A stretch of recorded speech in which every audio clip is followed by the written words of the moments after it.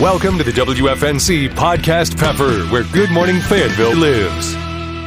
Joshua James, Chairman of the Board of the North Carolina Immigration Law and Justice Center. Good morning. How are you? I'm well. How are you? Yeah, I'm fine. Thank you. Yeah, there's a lot going on, and we want to start with, as I had said earlier, last week this time, Trump hadn't even been sworn in, and here we go. Right. I know 2 days into his presidency, there were hundreds of undocumented immigrants. They were rounded up and, set up for to be deported. So what are your thoughts on that? Well, I mean, we knew it was coming, and he likes to do these things on Fridays before the weekend to kind of cause panic and scrambling. This was something that he had promised, and we knew that he was going to follow through. It's been a staple of his campaigning since his first day of the campaign in 2016. That was what he talked about, was a wall in Mexico, and so ultimately it's not going to bring any net positive to citizens or just people in the United States in general. It's going to cause a lot of suffering, a lot of panic, a lot of disruption in communities, both for citizens and non-citizens alike. North Carolina relies heavily on agriculture, especially in the eastern part of the state. And if you want grocery prices, including, bacon to come down, and we're a big pork producing state, that is, our farm workers are oftentimes undocumented. Yeah. And that's going to cause a lot of issues with grocery prices unless he finds some other way to do it. Yeah. How do you distinguish between, because, during the campaign, it was often brought up, Laken Riley, the girl who was murdered by an illegal, as they say, alien, as they call them. And so when you hear about that and they talk about how many people have come into this country illegally, committed crimes, how do you separate that from someone who's been in this country perhaps decades, Right. and committed no crime, doing all the right things, started families here? They're on that list too? Sure. So how do you distinguish between the two? It's a mess, and like I was saying, some administrations try to make this distinction. We're only going to deport people who have committed crimes in the United States. Actually, we talk a lot about the border. The majority of people who are undocumented are actually here on expired visas, rather than crossing the border. But it's an easy distinction to make. I mean, again, undocumented people commit crimes at a rate far lower than citizens of the United States. You can enforce criminal law while also recognizing the fact that we have a very broken immigration system and trying to address the root causes of that. Because militarizing the border, building walls, blocking off the more accessible points across the border is only going to lead to more desperation, more death, as well, as people try to cross in other places that are less accessible. Because if you back up the ports of entry, which they will be busier now, people are going to go around. No one's going to wait for months potentially in Mexico because they're going to be victimized by cartels, by gangs who seek them out, who know that they're there, know that these families are desperate, want to cross, and take advantage of that. So, the Laken Riley Act has a lot of really, it does away with a lot of due process because people who are undocumented still have rights under the United States Constitution. Anybody in the country is covered by the laws of the Constitution. So, these are things that we anticipated, and they're disappointing.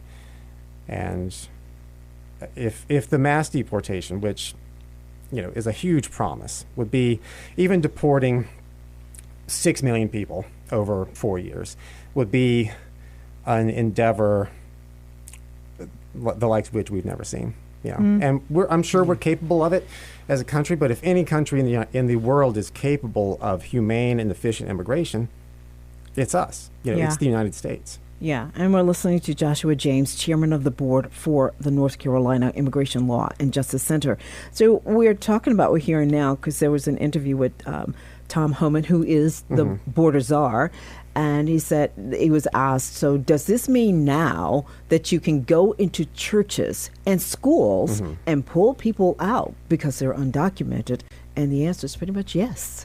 Right. Yeah. The rescinding of these sensitive spaces, which was just a policy that Homeland Security had, because generally it was considered bad optics to go into a church or go into a school or a hospital and do those things. But, these, I call it performative cruelty. It's been promised. They've promised this kind of theater of dramatic deportation raids and of, wailing and gnashing of teeth and all of this, so they have to go through with it, whether or not it's appropriate, for these spaces or not. So it'll be interesting to see if they actually do go through with this, these raids on churches or on schools and things like that. But that means that any space can face that kind of disruption. But Homan obviously means business. Yeah. There are a lot of people who, a lot of people on the fence about it, because some are saying, yeah, we get that part about the criminal activity. We got it. These heinous crimes that are being committed. We get that. Everybody gets that, I think. And then you have some people who say, okay, we have undocumented workers who are here who are, in fact, taking jobs from U.S. citizens. They are, in fact, get more, in some cases, benefits than U.S. citizens, like when you think in terms of, as far as housing to stay, as far as, food, nutrition services, those sorts of things. What do you say to that? So they're saying because they are here, they're taking from the people who are here, who are, meaning U.S. citizens, who are living in poverty. What is your answer to that? Well, I think it's interesting to try to convince people in poverty that other people in poverty are responsible for their poverty. But that's classic. That's a great way of deflecting from the actual issues that underlie poverty. In general, some states have programs that allow undocumented people access to some SNAP benefits. California has, CalFresh. But generally speaking, most undocumented people cannot access federal SNAP benefits. Any federal housing benefits, no. I know that some cities have done that. But for the most part, the reason your life is difficult is not because of undocumented people. You have far more in common with someone who is undocumented than you do with the people who are trying to tell you that they are responsible for your problems in general. The politics of resentment, though, is very powerful. That goes back a long time in the South. After emancipation, poor whites were told that the reason that they couldn't find work or the reason that they were suffering was because of these, freed African Americans, which, is a great way to deflect tension and point to other things. Scapegoating is a classic way of pointing out that your problem isn't that resources are distributed unevenly. Your problem is that that person is working on a farm, which the idea that they are taking jobs from Americans. I haven't applied to be a farm laborer before, so I don't know. But most of farm labor is done by undocumented laborers, and I generally don't see a lot of Americans applying for those positions. It just doesn't really happen. I know when they pulled some, there was several people in New Jersey from a man who was running a store, a merchant, and they pulled these undocumented workers out of there, and he said, "What am I supposed to do now? I have no one to run the store." So are we saying that the jobs for those who were in that store, nobody else wanted that job? A lot of the time, no. And that's also an issue, too. It's not as though these are great jobs that are, offer benefits or even humane working conditions. Farm labor, and one of our board members can speak to this, Sylvia Zapata can speak to this much better than I can. But the conditions in which migrant laborers live are often no plumbing, no electricity in their housing. They are put in, really temporary shelters. This was true in the mountains. A lot of the Christmas tree farms rely on migrant labor, undocumented and documented. And so a lot of the housing that they had during Hurricane Helene was just completely wiped out. But we don't really know how many undocumented or migrant immigrants were lost or were suffering during that time because they were afraid to come forward to ask for help. Yeah, and that's another part of it. When you talk about the living conditions that they have, what does that say about the people who hire them, give them money, knowing that they are not up to standards with the wages for the living conditions? That's a whole other story. That's another issue. Is you can use the undocumented status of someone against them as well. The Lake and Riley Act makes this easier. If you accuse a undocumented person of theft or some other offense, this can lead to detention and deportation without evidence. And this is very unfortunately common in abusive relationships where one person is a citizen, one person is undocumented. Then you hold that over that other person and say, well, if you don't do what I want you to do, I'll turn you into ICE. And there's less recourse for victims of that kind of abuse now with the Lake and Riley Act. Yeah, everything is in motion. It is, in fact, happening. Sure. So what is the answer? I mean, you have this this North Carolina Immigration Law and Justice Center. Is there anything that can be done, a voice that could be heard? We're very small. We're part of a national network of 19 sites, the Immigration Law and Justice Network. But one thing we do is, we are a law clinic, so we do green card cases and adjustment of status, things like that. We also do advocacy, so I'm trying to gather together a program for Know Your Rights training, which we can take out into the community, because again, people don't necessarily know what their rights are when they interact with immigration, customs enforcement, and generally people have rights. Unless they have a very specific type of warrant, you don't have to let them into your home. They don't have the same kind of authority that local police might or that sheriffs might. So we're going to try to get some of that together, offer that to churches, community centers, whoever wants to have that kind of training. But we're very small. But I hope that we can at least help people by empowering them to know that they don't have to be afraid all the time, which undocumented people know that. Yeah, this is this is an emergency for people who are undocumented, but they are not unused to this kind of crisis. And what do you feel about the birth rates when President Trump is saying, that's off the table, and that's part of the Constitution? Yeah, the birthright thing is fascinating. It's an amendment to the Constitution, right? So the idea that you can sweep that away with an executive order is fascinating. But he has not deported nearly as many people, and we're nonpartisan. So President Obama is we call deporter in chief, 3 million people under his 8 years. I think in Trump's first term, he didn't even quite get to 1 million. Mm-hmm. So he's got a long way to go if he wants to catch up to, former President Obama, who, was a Democrat, and so talked a lot of the right language. But that's why we don't put a lot of stock in politicians either way. These personalities tend to distract from the real human issue that's going on daily, because people who are undocumented, they are us. They're in our community. They're part of our community. And I mean, you've got, number of 150,000, 151,000 U.S. citizen children live with at least one undocumented parent.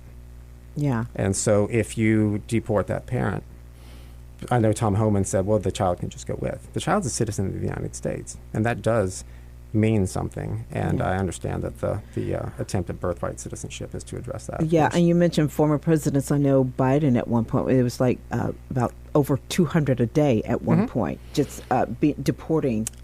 Right.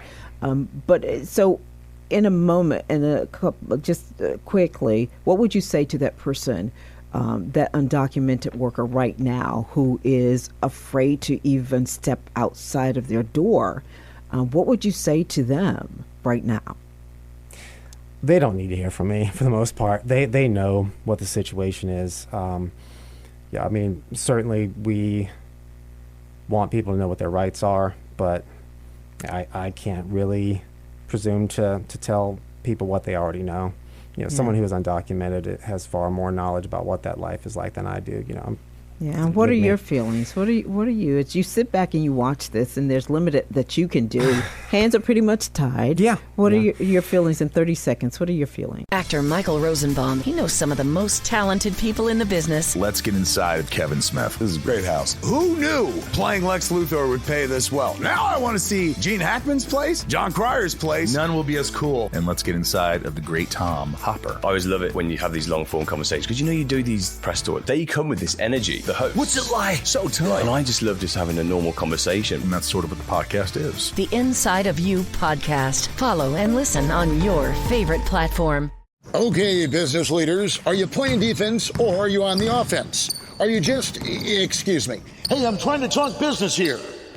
As I was saying, are you here just to play or are you playing to win? If you're in it to win, meet your next MVP, NetSuite by Oracle. NetSuite is your full business management system in one suite. With NetSuite, you're running your accounting, your financials, HR, e-commerce, and more, all from your online dashboard. One source of truth means every department's working from the same numbers with no data delays. And with AI embedded throughout, you're automating manual tasks, plus getting fast insights for your next move. Whether you're competing on your home turf or looking to conquer international markets, NetSuite helps you get the W. Over 40,000 businesses have already made the move to NetSuite, the #1 cloud ERP. Right now, get the CFO's Guide to AI and Machine Learning at netsuite.com/industry. Get this free guide at netsuite.com/industry. Okay, guys. It's it feels awful, to be honest with you. I have been doing this work for roughly 6 years now, and started out just really quick. So started out at the bus station here in downtown, meeting asylum seekers after they had been released from detention at the border as they were traveling to cities north of here. And just that was what got me into this work. And some of the most selfless and courageous people I've ever met was doing that work, both the volunteers and the people who were coming through. We would give them food, clothing, coffee, because they hadn't had anything for 3 days on the bus. And often the first thing they would do would be to share that out with their children and with the people around them rather than themselves. Yeah. So, yeah, it's difficult. Hey there, I'm Paula Pan, host of the Afford Anything podcast. Remember, you can afford anything, just not everything. Oh? What? Yeah, it's true. I had some classmates who were struggling with FIFO and LIFO. They called it F my LIFO. But investing is so much simpler. Industries get paid to make you think that it's complicated. They want you to think they're a wizard. You're not Harry Potter. You're a muggle. Muggles are great too. No one here is anti-muggle. Afford anything. Follow and listen on your favorite platform. With Miller Mott College's online programs, you can choose when you study. Our online programs give you the flexibility to make education work with your schedule. Earn your degree without derailing your life. Visit us online at miller-mott.edu. That's miller-mott.edu. I can imagine what you're going through, and we do just, we just got to wait and see how this all turns out. So hopefully absolutely. in the favor of those who deserve it. Hopefully so. Joshua James, chairman of the board of the North Carolina Immigration Law. Welcome to the WFNC Podcast Pepper, where Good Morning Fayetteville lives. Bravo TV star Lala Kent holds nothing back on the Give Them Lala podcast. No, I have a very short fuse. Get to know the TV personality. I don't need to watch the show because I get the real life version. From relationships and motherhood. Let me tell you something about breastfeeding. To business and beyond. You are scared of failure, so it prevents you from trying. This is where we implement a big set of ovaries, and then we obsess. Follow and listen on your favorite platform.